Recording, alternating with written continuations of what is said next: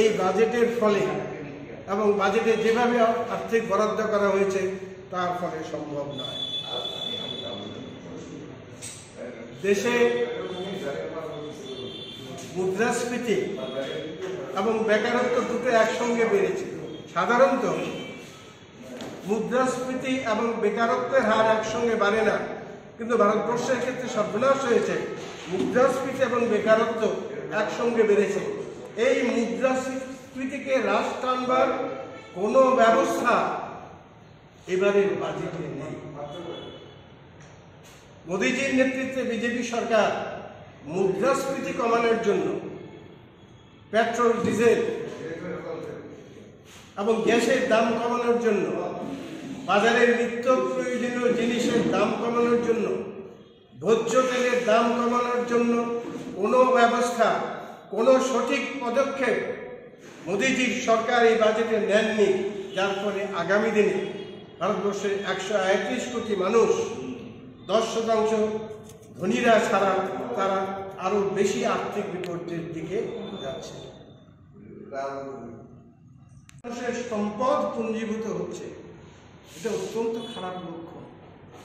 দেশে অর্থনৈতিক অসাম্য তৈরি হচ্ছে, বৈষম্য তৈরি হচ্ছে, বিরোধ তৈরি হচ্ছে এবং জেনে শুনে মোদীজির নেতৃত্বে বিজেপি সরকার, নির্মলা সীতারামনজির অর্থ দপ্তর দেশের মধ্যে এই অর্থনৈতিক বৈষম্য তৈরি করছেন।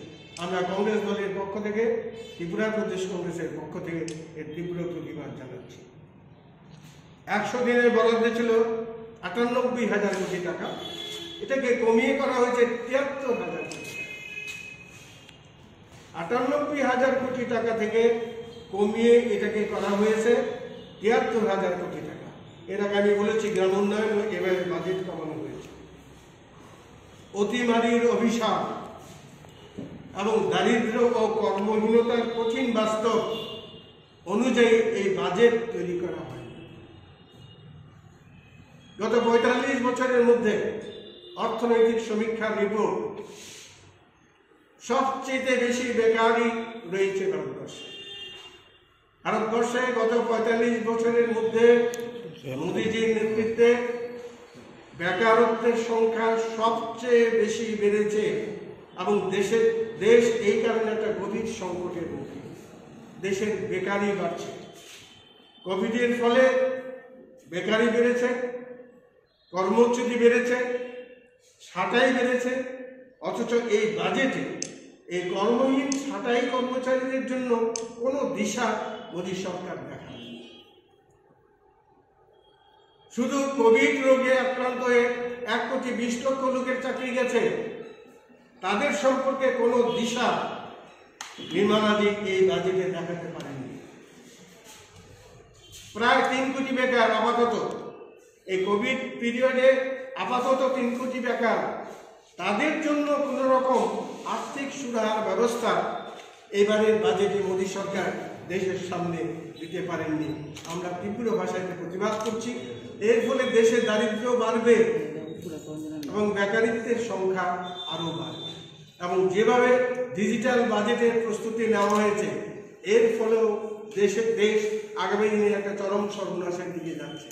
অথচ বাজেট পেশ করতে গিয়ে নির্মলাজি বলছেন যে আগামী 4-5 বছরের মধ্যে আমাদের রাজস্ব ঘাটতি 4.5% এসে পৌঁছবে। এটা কোনো মতেই সম্ভব না। বক্তব্যকে মেনে নিতে পারছেন না, আমরাও মেনে নিতে পারছি না যে আগামী 2 বছরের মধ্যে 4.5% এসে আমাদের রাজস্ব ঘাটতি পৌঁছবে। এটা অসম্ভব। দেশ আরো বেশি অর্থনৈতিক সংকটে আগামী দিনে ধাবিত হচ্ছে, এটা এই বাজেট প্রমাণ করছে। এখন পর্যন্ত সমীক্ষায় প্রকাশ 16 কোটি মানুষ গত 3-4 বছরে দারিদ্র্য সীমার নিচে, 16 কোটি মানুষ দারিদ্র্য সীমার নিচে গেছে। এখন যদি 100 দিনের কর্মসূচি অর্থ কমিয়ে দেওয়া হলে তাহলে এই সংখ্যা আগামী দিনে আরো বৃদ্ধি পাবে। এদের প্রতিশ্রুতি ছিল গত নির্বাচনের আগে যে প্রতি বছর 2 কোটি চাকরি দেওয়া, প্রতি বছর 2 কোটি চাকরি, তার মানে 5 বছরে 10 কোটি চাকরি, 7 বছরে 14 কোটি চাকরি। আমরা দেখেছি যে তার কাছাকাছি মোদী সরকার যায়নি। এবারের বাজেটে তারা বলছেন 5 বছরে 7 লক্ষ কর্মসংস্থান। আগামী কয়েক মাসের মধ্যে উত্তরপ্রদেশে এবং অন্যান্য রাজ্যের 5টি রাজ্যের নির্বাচন, তারপরে আরও 2টো রাজ্যের নির্বাচন। এই নির্বাচনকে সামনে রেখে কৃষকদের প্রলোভিত করার জন্য, কৃষকদের বঞ্চনা করার জন্য যেমন একটা মিথ্যা বাজেট দিয়েছেন তাদের সামনে, তেমনি 7 লক্ষ কর্মসংস্থানের ঘোষণা দিয়েছেন, যেটা মোদী সরকারের পক্ষে কিংবা নির্মলাজি সরকারের পক্ষে কোনো মতো সম্ভব নয়। এটা নির্বাচনকে সামনে রেখে আরেকটা অর্থনৈতিক প্রলোভন। পর তারা বলেছে যে এই বাজেট মূলত কৃষকদের বিরুদ্ধে বদলার বাজেট। মোদী সরকার তার অপমানের বদলা নিচ্ছেন এবারের কৃষি বাজেটের মধ্য দিয়ে। কৃষকদের উপর তারা অর্থনৈতিক বোঝা চাপিয়ে দিচ্ছেন, কৃষকদের উপর তারা সারের ভর্তুকি কমিয়ে দিচ্ছেন, খাদ্যের ভর্তুকি কমিয়ে দিচ্ছেন এবং অন্যান্য ভর্তুকি, সার, খাদ্য, পেট্রোপণ্যের ভর্তুকি কমিয়ে দিচ্ছেন। এবং এর ফলে ভারতবর্ষের অন্যান্য জনগণের সঙ্গে ভারতবর্ষের কৃষকরা সাংঘাতিকভাবে ক্ষতিগ্রস্ত হবে।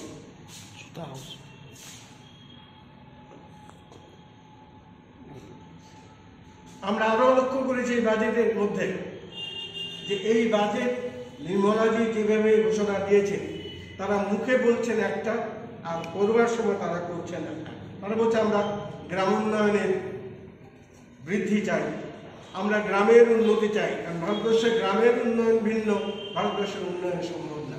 বারবার বলছেন আত্মনির্ভর ভারতের বাজেট, অথচ গ্রামোন্নয়নে বরাদ্দ এবারের বাজেটে কমানো হয়েছে।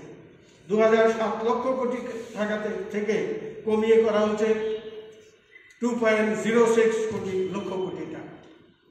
0.3% গ্রামোন্নয়নের বাজেট কমিয়ে দেওয়া হয়েছে।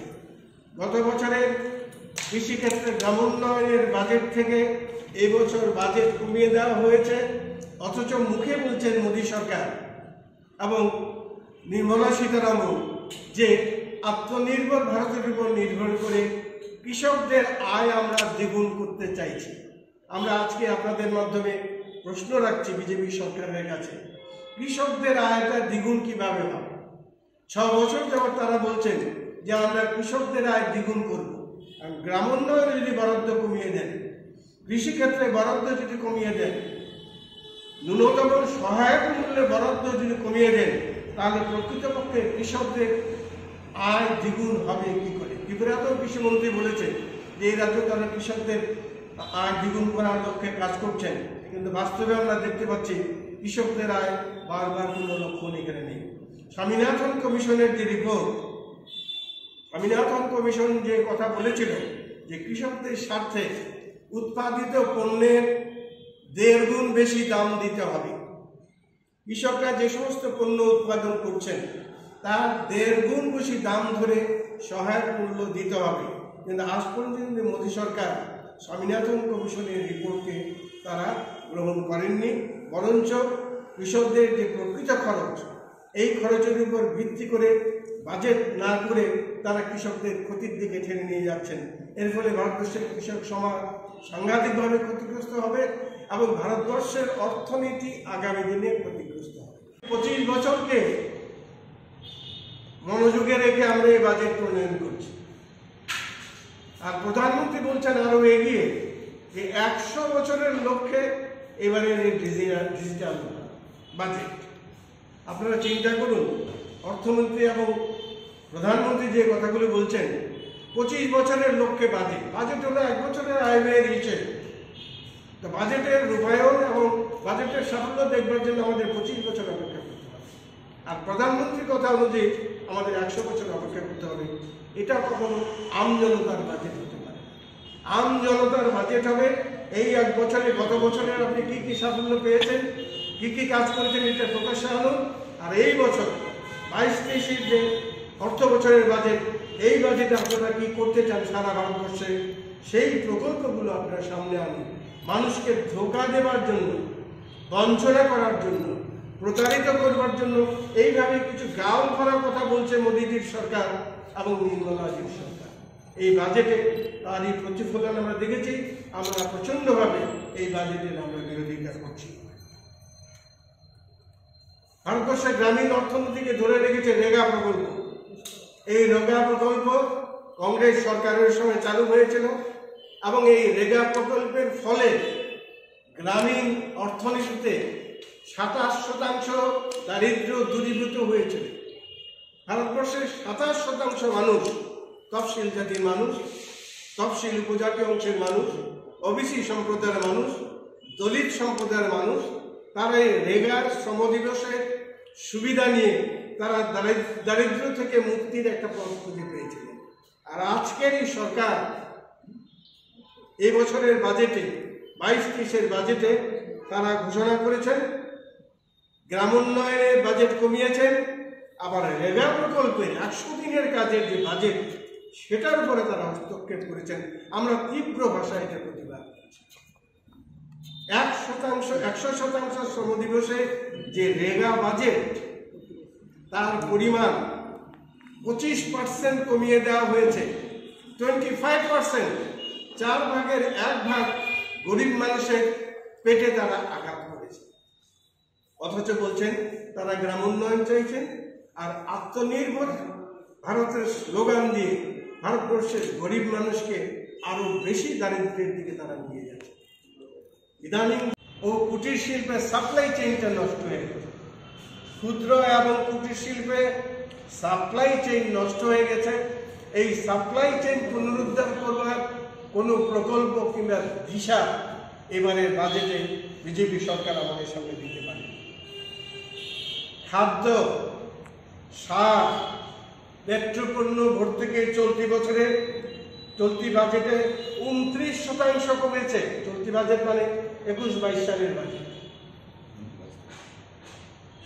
চলতিটা শেষ হয়নি, চলতিটা শেষ হবে মার্চের পর, 23 থেকে তারপর আমাদের 22-23-এর বাজেট শুরু হবে।